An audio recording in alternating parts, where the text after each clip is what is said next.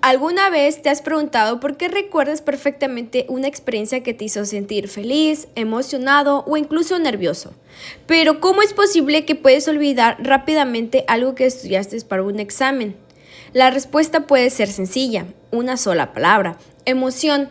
Bienvenidos a Conexiones Cerebrales, Potenciando el Aprendizaje, un podcast dedicado a descubrir cómo funciona nuestro cerebro y cómo podemos utilizar los conocimientos de la neurociencia para mejorar la educación.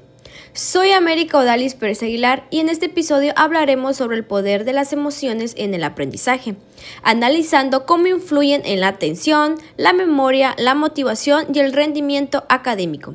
También conoceremos las aportaciones de destacados investigadores y educadores como Raúl Salas Silva, Kayne, Leslie Hart y Robert Silvester, quienes nos ayudan a comprender la importancia de crear ambientes de aprendizaje que sean seguros, significativos y estimulantes. Así que acompáñame a descubrir cómo el cerebro y la emoción se conectan para aprender mejor.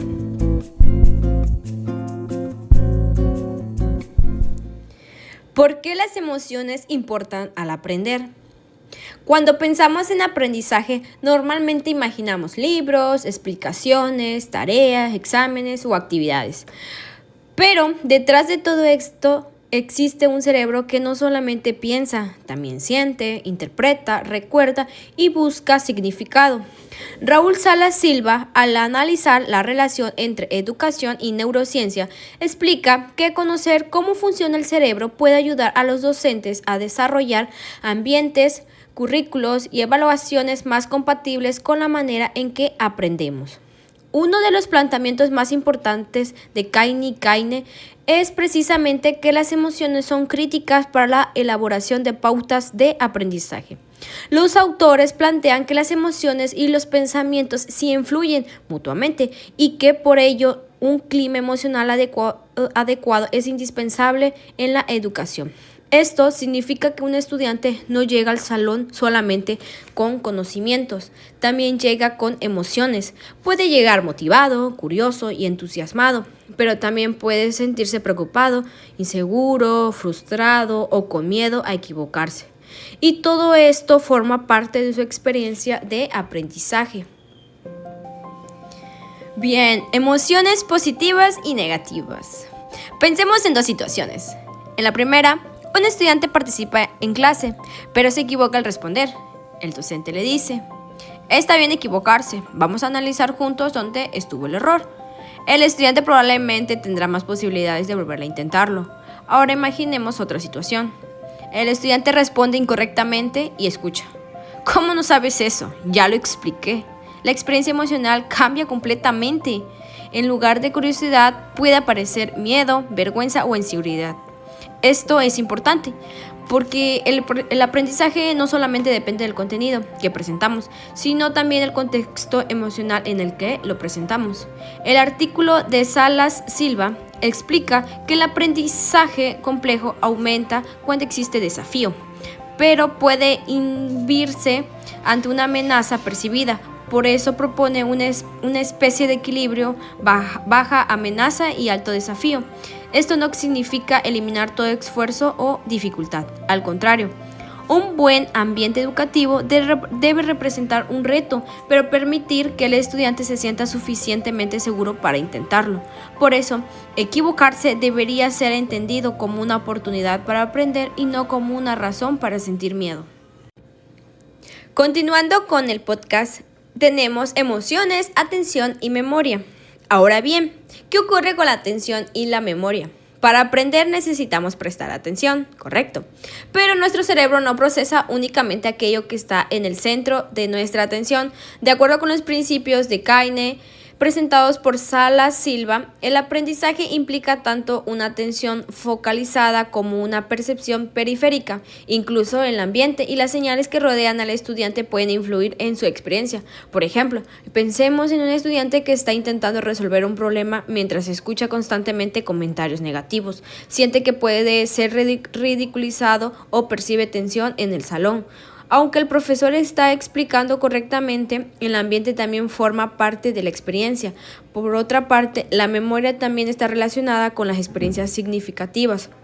El mismo documento explica que existen diferentes formas de organizar la memoria y que las experiencias significativas pueden registrarse de una manera distinta a la información o sin significado. Por eso, probablemente recordamos una actividad divertida, una experiencia que nos sorprendió o una situación que nos hizo sentir algo especial. Aprender no debería consistir únicamente en memorizar información, sino en construir experiencias que tengan significado. Pero, por otro lado, existe la motivación, que es cuando algo nos interesa, cuando encontramos algo positivo en lo que estamos aprendiendo o cuando sentimos que podemos lograr algo. Y ponemos esto a nuestra disposición para participar en la aula. Las teorías neurocientíficas del aprendizaje revisadas por Velázquez Burgos, Calle y Remolina de Cleves destacan la importancia de considerar los intereses, las necesidades, las expectativas, la autoestima, la motivación y el contexto del que participa el estudiante. Esto nos lleva a una pregunta muy importante: ¿cómo podemos hacer que nuestros estudiantes encuentren significado en lo que aprenden? Una respuesta es conectar los contenidos con situaciones reales. Por ejemplo, si estamos enseñando matemáticas, podemos utilizar problemas relacionados con compras, créditos, porcentajes o situaciones de la vida cotidiana. Hoy en día esto lo ponemos en práctica porque con la nueva ley de la nueva escuela mexicana se llama transversalidad. Bueno, si enseñamos lenguaje, podemos trabajar con situaciones de comunicación reales, y si enseñamos ciencias, podemos relacionar los contenidos con problemas que los estudiantes observan en su comunidad. Transversalidad. La idea es que el estudiante pueda decir: esto que estoy aprendiendo tiene algo que ver conmigo. Cuando existe significado, aumenta la posibilidad de involucrarse activamente en el aprendizaje. Ahora viene la parte más práctica. ¿Qué podemos hacer en el salón de clases? Bueno, como primer ejemplo sería crear un ambiente donde los estudiantes se sientan seguros, que puedan preguntar, que puedan equivocarse y que sepan que equivocarse no significa que no sean capaces. Como normalmente en los salones, cuando pongo ejercicios de matemáticas, pues soy más así como que de preguntar: oye, ¿qué vas a hacerlo? Y como que ellos siempre tienen miedo, como de pasar a hacerlo, el miedo a equivocarse, el miedo a que se vayan a reír sus compañeros de que se equivocaron, o que yo le voy a decir: ¿no te sabes esto? Esto lo debiste haber visto en la secundaria. Cosas así, ¿no? Pero normalmente siempre motivo a que diga: no te preocupes, si te equivocas lo vamos a hacer juntos. Y a partir de ahí siento que mis estudiantes, no la mayoría, no voy a decir que todos, pero sí esos que normalmente no participaban, ya participan más. En este ambiente, Kaine y Cain habla precisamente de disminuir la amenaza y aumentar la confianza del estudiante. Otro ejemplo sería relacionar los temas con la vida real, no quedarnos solamente con aprende esta definición. Podemos preguntar: ¿dónde has visto esto en tu vida? Eso hace que el contenido tenga mayor significado. Tercero, hacer actividades diferentes. Podemos utilizar imágenes, videos, juegos, mapas mentales, trabajos en equipo, debates, experimentos o resolución de problemas. Los materiales revisados plantean la importancia de crear experiencias reales, significativas y seguras para que los estudiantes participen activamente en su aprendizaje. Otro ejemplo sería escuchar a nuestros estudiantes.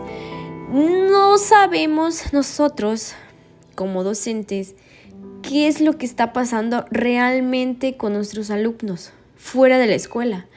A veces pensamos que el alumno no quiere aprender, pero tal vez está preocupado, frustrado, desmotivado o simplemente no encuentra sentido a lo que estamos enseñando. No sabemos si tiene problemas familiares, si está pasando por temas de salud y entre muchas cosas más. Por eso, antes de pensar no quiere, también podemos preguntarnos, ¿qué está pasando? Bueno, estamos llegando a la parte final. Después de todo lo que hemos hablado, creo que podemos quedarnos con una idea muy sencilla. Para aprender no basta compensar, también necesitamos sentir. Las emociones pueden influir en nuestra atención, en nuestra memoria y en nuestras ganas de participar. Por eso, como docentes, podemos hacer pequeñas cosas que marquen una gran diferencia.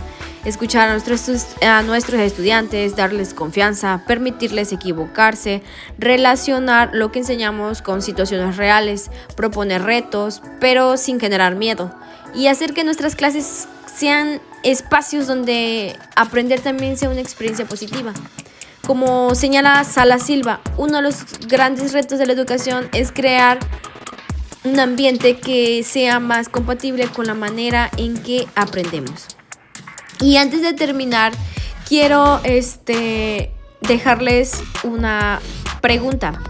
¿Qué emoción recuerdas de algún maestro o maestra que haya influido en tu manera de aprender? Puede ser alegría, confianza, motivación, seguridad o simplemente sentir que alguien creyó en ti.